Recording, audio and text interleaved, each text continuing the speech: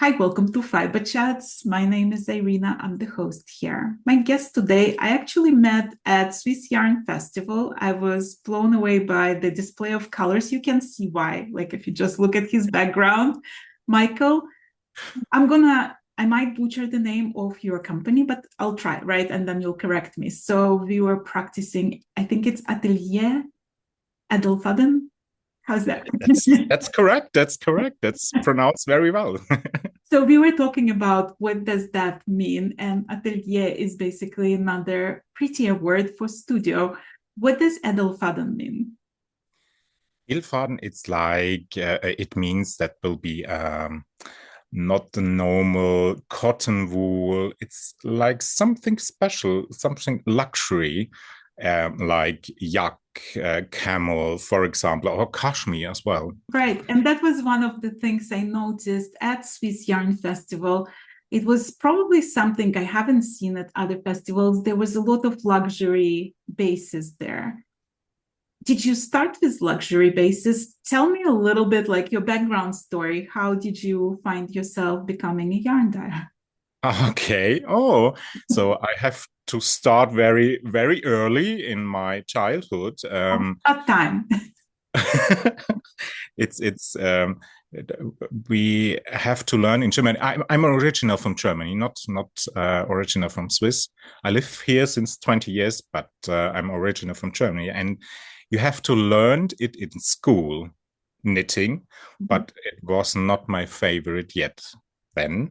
And my grandmother and mother always have to put my things correctly. You always have to do something with wool, knitting, crocheting, and stuff like that. And I was not so good in those exercises, and my mother and my grandmother make them for me, so I can go to school lessons for this.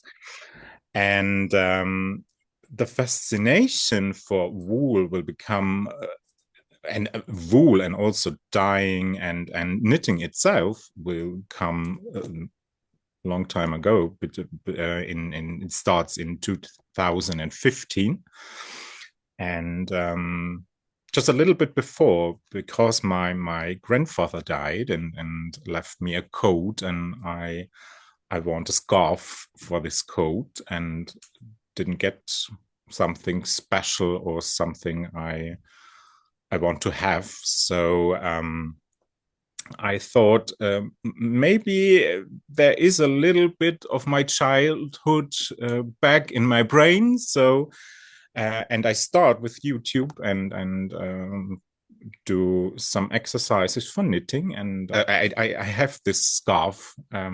I did one, and I have this scarf right now, That's so special, though. You but know, not the coat.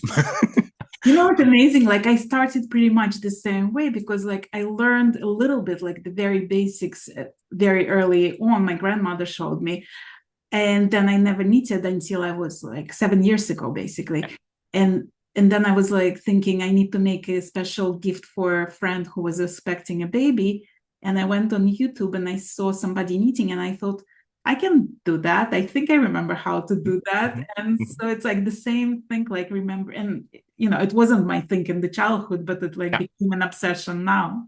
yeah. But it's like driving a bicycle. So when you once learned it, you never will forget it. So Right. that was the thing. Okay, so how did you find yourself in Switzerland? That's upon my original job. I'm a nurse, and I'm also an operating nurse. And for the operating nurse, I went to Switzerland because the schools in Germany will be closed. Especially there will be three left, and but the nearest will be so far away from my. So Switzerland will be closer, Right. and I thought I will do this here. And I've worked there for a long time, 18 years, I guess, and not always in the nursing area, but also in the buildings. Last time I've when I was there, I built a new hospital, a new house. It's a building.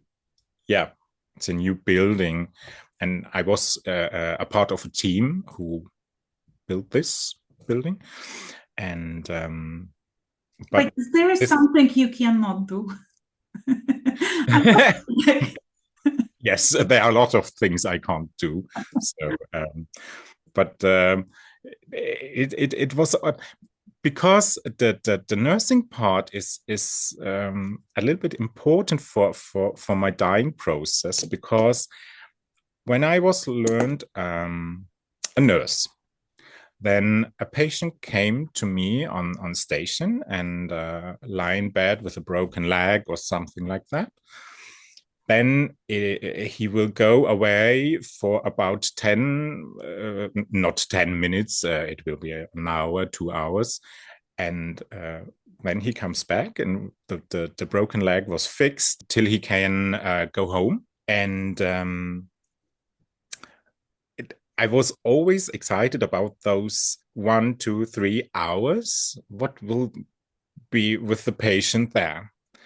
And so I've learned the operating nurse afterwards. And this was also the part of wool. I was excited about who get wool dyed, so or colored, not really dyed, colored. And you wanted to learn about the process, basically. Like, that was your curiosity of what's happening in between yes, getting yes, the wool and dyeing it, and what yeah, happens to the patient between yeah, the yeah, broken leg and coming back. exactly, exactly.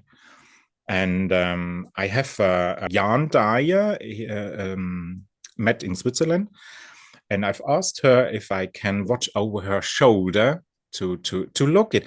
I don't want to learn it. It's the curiosity Right.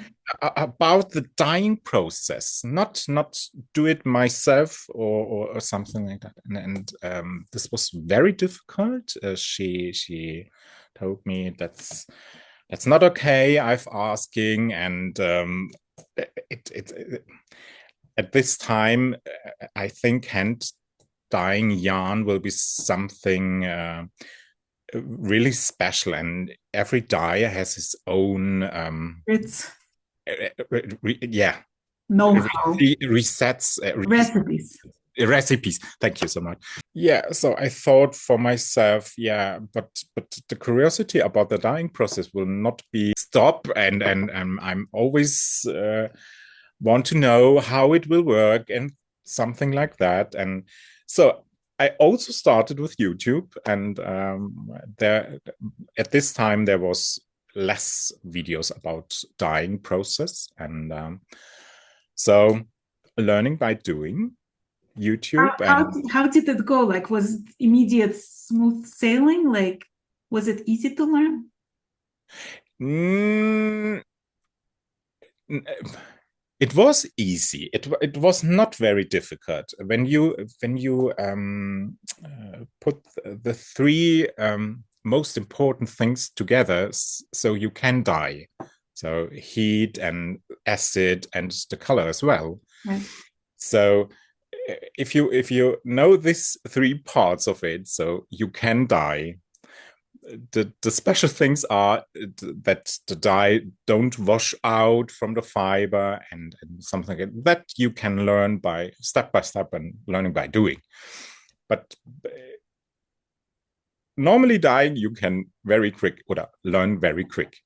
Well, when you And started dyeing, was there like immediate idea that you want to turn it into a business, or did you no, do it for yourself? just doing for myself. So I've told you I learned knitting. So and I've always bought some hand dyed yarns as well as some industrial fabrics, and knitting with those. And but self hand dyed yarn it's special. You can do those blue and those black and those green and those yellow. So how do you like it? So No, you let's don't hold on. have You told me a very interesting story when we were in Switzerland that one late night when we were chatting into the wee hours. You told me that you actually colorblind. So Yes. that's an added difficulty to the process, I would imagine. How did, like, is it more difficult to be colorblind in this business? It, yes and no at the same time. Yes, when a customer or a client will come to me and he wants exactly those red and or this blue or this green, then I have to say him, sorry, I'm colorblind. I can do it so good as I can, but I I don't know if it's though this red or this green you like. So, and for the no thing, and I can do colors because I'm not colorblind for I see colors, but I have a um, Like difficulty, struggles with green and red things. right? So if blue becomes a purple or green a brown touch, so these are the difficulties for me. So I don't see this. I always say when a tree, the leaves are still on the tree, so they are green for me, so not brown. So they have to fall down, then they are brown for me. That's so Not, interesting. not before. So Not you before. you basically live in forever spring until it's winter. Yeah, I have only those two um, Yes. seasons. Yes, yeah. That's actually beautiful. I like that. There's something to it. There's something poetic to that. So let's talk about how you started with like experimenting with different bases. I'm sure you didn't start with cashmere, or did you? No, no. The first one, let me think. I will think it will be merino wool, 100% merino wool. And I found a nice company from Germany with these fabrics, and I've ordered some basics like a DK weight and a fingering weight and a lace weight also, because this one was very new to me. I always buy before from the hand dyers fingering weight yarn. Mhm. So those special yarn weights, this was new for me. So Right. the thickest of or the thickness of the yarn, and so I've bought some different kinds of it, and go to the company with the four letters. Don't I don't know if I can say the word like IKEA. So and bought a pot and so ground stuffs for a spoon and something like that, and also Right. some colors. And then I've started Okay, in so in my kitchen. In my kitchen, I've right. not have the atelier. Then so I've started in my own kitchen. So how many skeins would you say you dyed before you decided that you need to open atelier? Ooh, it will be a little bit different for me to say. I think so. 3,000, Oh my 4,000. God. So what I think happened to those first 3,000 skeins that you made? I have to say something before. I don't have it in mind to open a shop or my atelier. It was always beyond my original job in the hospital. Right. And 4 years before, my body says no, it's enough now, and so I've make my Nebenjob. I don't know the word in English. It's uh, a job beyond your normally or original job. Right. It changed. And this one become then my normal job. Yeah. So it was not the first thing I think about it. I want to open my own shop. It was always a fascination for me, and the Corona time was a very good time for this, because you have time to die, you have time to figure things out, and but you have one skin, two skins, four skin, always more than I thought I can open an online shop. Okay. So if somebody wants my yarn, so feel free. And this was the point, because first I started with an online shop, and then with my body thing, then the atelier mind comes or grows in my mind, so I can go out from my kitchen. And So yeah, when you first started selling, you also had to learn how to market yourself. How was that process for you? Because like you coming from nursing or construction, it's not probably natural to you to start putting reels on Instagram. not really. I'm also a business engineer as well, so um, this gives me a little bit background for how to open something new. But the main information I've read about books and asked some friends and how they do that.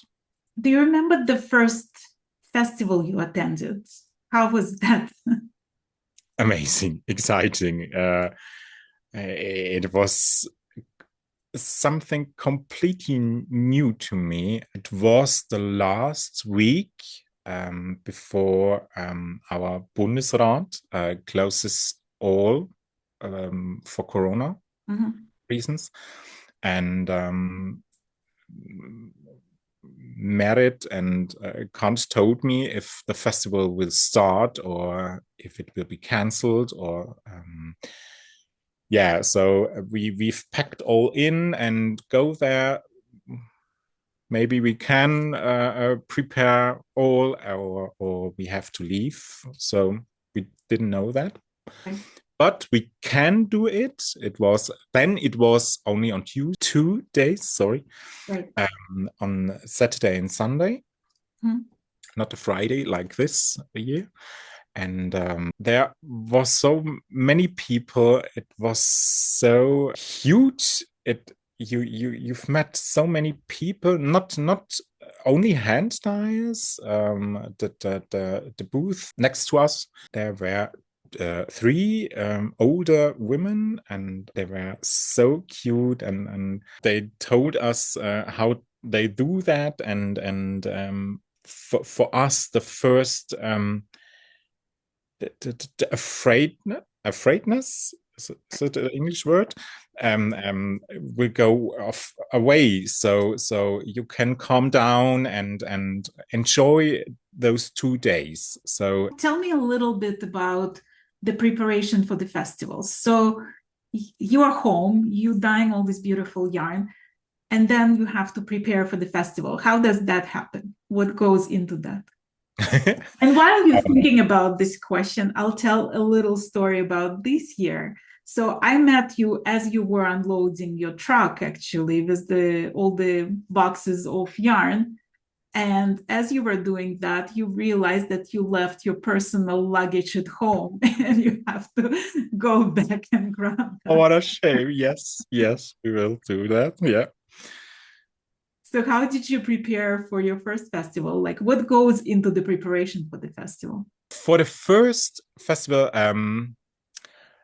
it was only I've bought some boxes and put the things into the boxes. My yarn I've dyed at home, so it was not really special. I've bought a little uh, um, Display?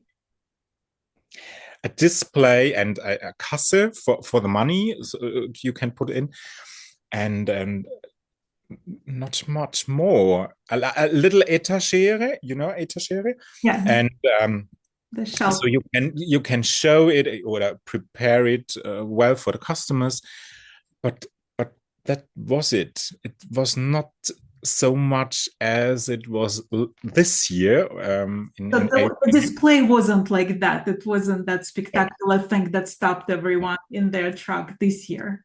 No, no. Was It was your, your it booth was the this car year? of my mother-in-law. So and this year it was a huge van. We come. So you see the difference of the cars is also we grew a little bit up. So Yeah. I mean, this year when I walked into that room first time, your display was right there. It was just like stop you in your truck because of all the beautiful colors you have there. And I've been trying to film your booth from like the very beginning, and it was always packed with people. So like you were probably the only booth that like Sunday afternoon was still packed.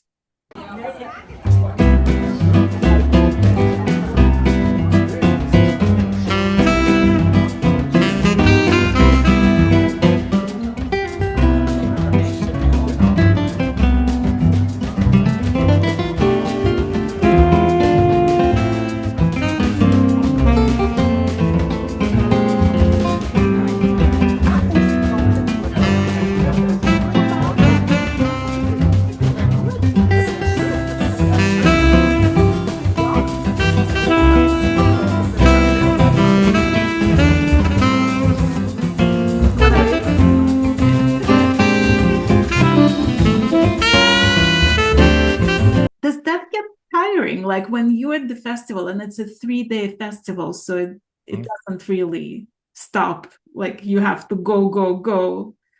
Is how you come home, like are you exhausted for another week, or is that super exciting and you're going on adrenaline? the adrenaline it is the most important thing about that. So the first festival, after those 2 days, I don't have any voice in my throat.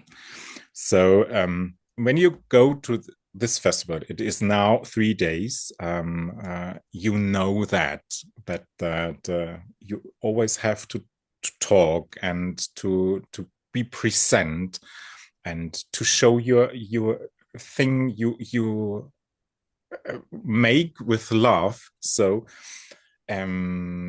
it's hard.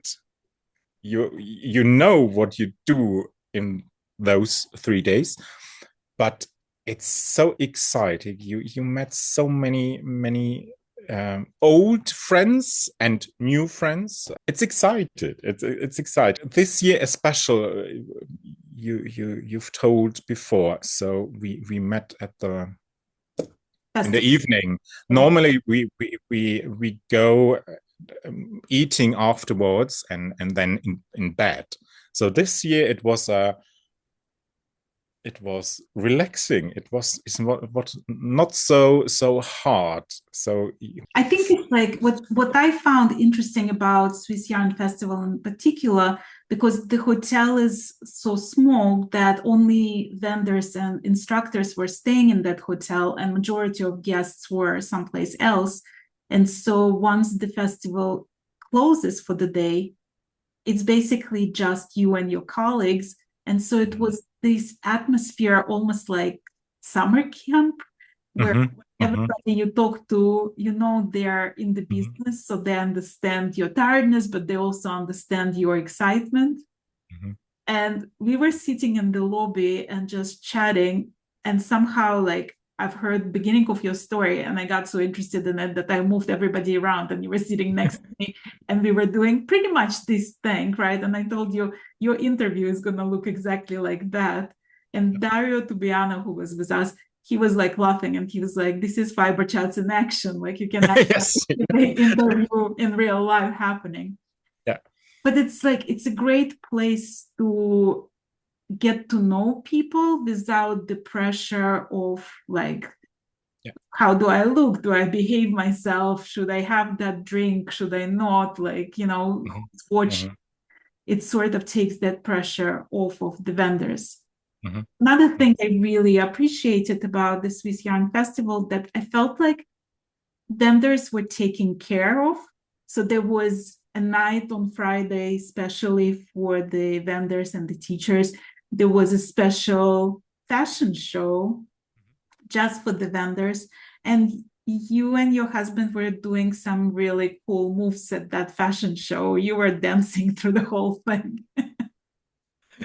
Yes, we did. Yes, we did. So tell me about his involvement in your business. Like, what's his role and how much he supports you? It's not his business. It's he always says this to me, so it's mine. But so in his mind, he's part of everything. Especially, he made his own sewing bags, Mhm. especially for my atelier. So it means very much to me. I can always talk to him and ask him, and when I need some help, especially for the festival preparations or something like that, I can always ask him. But he says it's your business. The decision of should I buy this new luxury yarn or fabrics for a new festival, for example. So this have you to decide, not Right. me. His support is huge. He's always there for me. So I mean, he was by your side the entire 3 days. I never saw him step away for a second. So he's definitely a keeper. I don't know. Like the guy was there working full force. yes, yes. He always made the financial things. He's banker. He fluent banker. So like the most of the Swiss people. So he always says to me, I make the financial things, and you have the time to talk to people, to help them with colors. Right. And if they have question about the fabrics and something like that, so you have enough time for to do this. And he was also in the first festival with me, and so when I go back to this one, I was very thankful about this because you've said it. There are so many people around you. You Yeah. don't have to, you can't do the financial things and also the talking to people. So I'm very proud, and to have a husband like that or like him. You could see that he's like bursting with pride for you as well. Like Yeah, it's just so obvious, that yeah. you guys make a great team when it comes to festivals. Thank you. Thank you. Well, let's talk about the colors. How do you decide on what new color to introduce?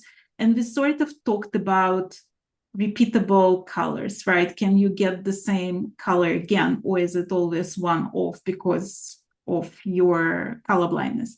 So talk Mhm. a little bit about that. New colors will come mostly when a new festival arrives. So then I do something magical in my atelier. So mostly of the new colors will be then there. Um, but it can be also between the festivals, but mostly. And about your question, if I can do it or re-dye it again. So I have my witch book.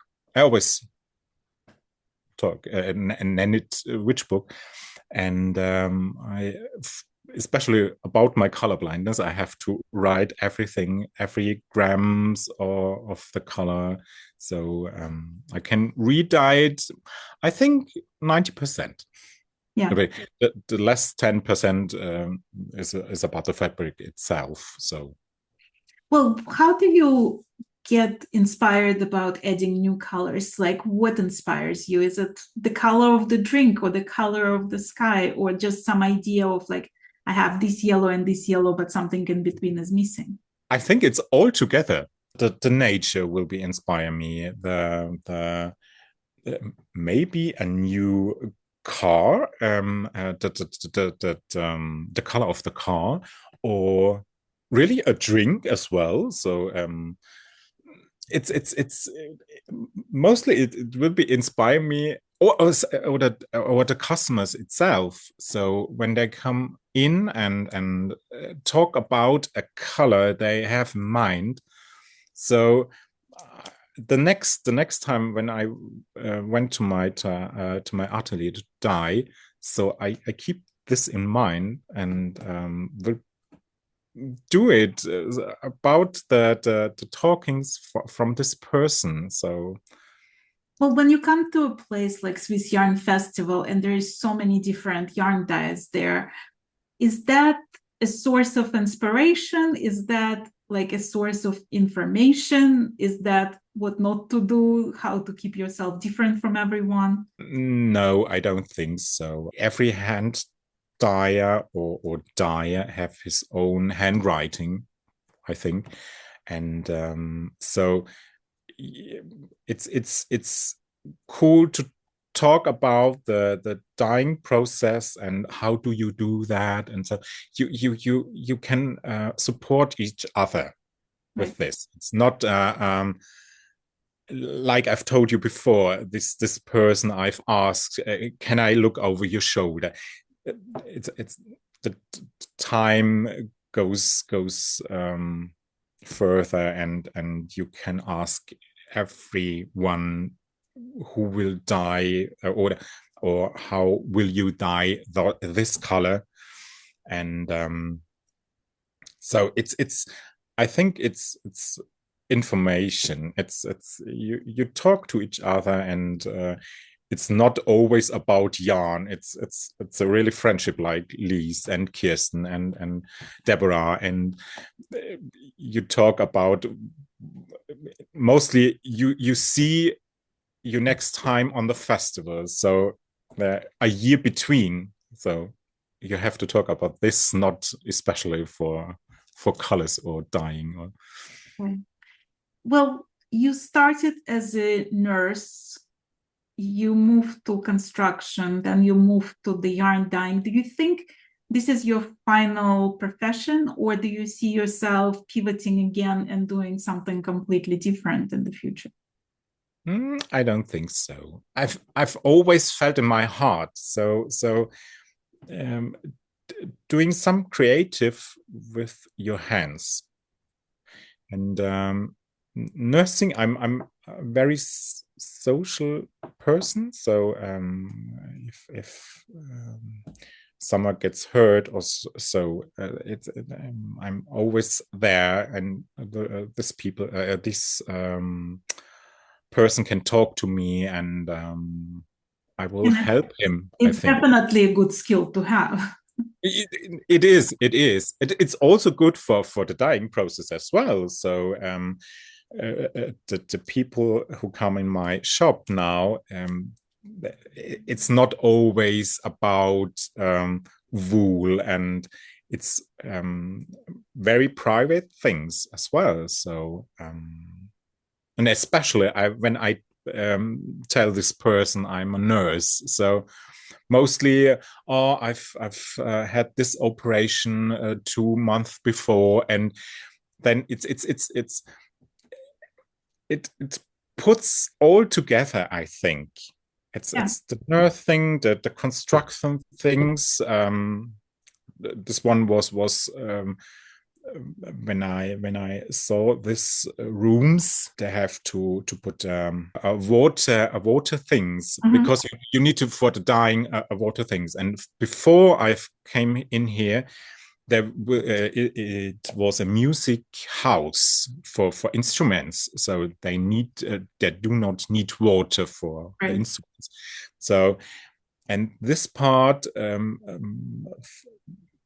learning in this constructions area, I think will help me to talk to this people. I need this, and I want it Right, like like that, and so on. no, Yes. for sure. It's actually interesting how like you don't necessarily know where your life will lead you, but everything you accumulate, all the knowledge and all the experience along the way, will somehow be useful in whatever you do at the present day. Yeah. Like it's not necessarily that like you go to college sometimes and you think like, why am I studying that? But then at some point that knowledge will become useful. Like I feel like there is never a knowledge or experience that you accumulate that does not come handy at some point. Do you think the fact that you've been in the healthcare makes you more cautious about the process of dyeing? Because like I know you're dealing with chemicals, so it can be dangerous. Like, are you more self-aware about that? I thought when you look into my atelier, it's like an operating room. So it's very clean. It's steel everywhere and glass. And um, when sometimes people come in, they always talk, you will do the dyeing process here or something, anything else? Or Yeah, it's a sterile um, environment. it's so clean. And I think this is one of those things I've learned in the operating room. So always to clean your desks and something like that. And it looks nice. So then I think. Well, But on Wednesday and Thursday are my two dying days. mhm. And then my atelier looks like a horrible things for me, a horrible thing for me. So always on Thursday evening, I have to clean it up. So Do you have like a business plan now for the future of the atelier? Like, is there days when you think about, okay, like I achieved that much, what am I gonna do? Like, what's my plan for the next 5 years? Do you ever think in that respect, or just day at the time? I don't have a plan. Maybe it's about my health time. Life is so short, so why should I have? For sure, I've planned next year or 2 years, but not like a business plan 5 years, 10 years. Especially life is so short. I've saw it on my in my own family, and so I don't plan so much further. So Well, in the my plan for the next year, I really hope I get to see you guys again and spend time again at Swiss Yarn Festival. it would a really pleasure for us so to see you again. I mean, there are times when you meet people and you feel like you've been friends forever. And with you two, that was the feeling I had. Like the second I met you, I felt very connected and welcomed and just like the right feeling. Like I felt like we were friends. So it was Thank you. a Thank you. It pleasure was to the same meet for you. us. It was the same for us. So I hope I'll get to see you next year. And thank you so very much for sharing your story with me. I really enjoyed getting to know you. Thank you so much for having me, and it was a really pleasure for me to talk with you. And I hope my English wasn't that worst. I've learned it in school, and I don't have to talk so much English. French will be more in this part, but I can't speak French as well. Well, listen, your English is much better than my German or Swiss German, so it's all good. It's Thank you. not our first language, so we do the No, best. it is. It is. That's true. Thanks so much, Michael. It was really enjoyable. Thank you, Irina. Thank you.